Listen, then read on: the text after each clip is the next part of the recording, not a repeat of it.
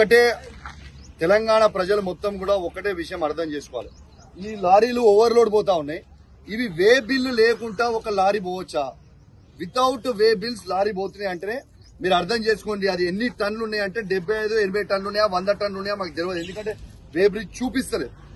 ఇది 101% transport minister గారు పొన్నం ప్రభాకర్ గారి ఆదేశాల మేరకు ఇక్కడ ఉన్న అధికారులు ట్రాన్స్పోర్ట్ అధికారులు మొత్తం ఎన్టీపీసీ నుంచి తీసుకొని ఖమ్మం వరకు అందరూ అధికారులు సహకరిస్తూ ఇవన్నీ తీసుకుపోతున్నారు. కాబట్టి ఇది 100 కోట్ల రూపాయల స్కాము.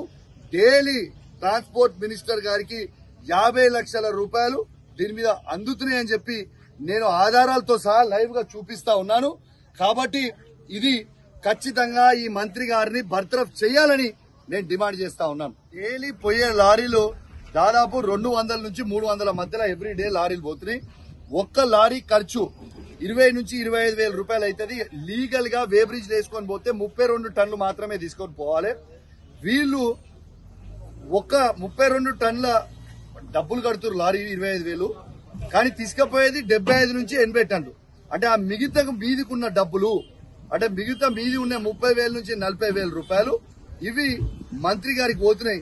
ఈ 40,000 రూపాయల నుంచి ఈ 30 నుంచి 40,000 ఇంటూ 250-300 లారీస్ మీరు వేసుకోండి.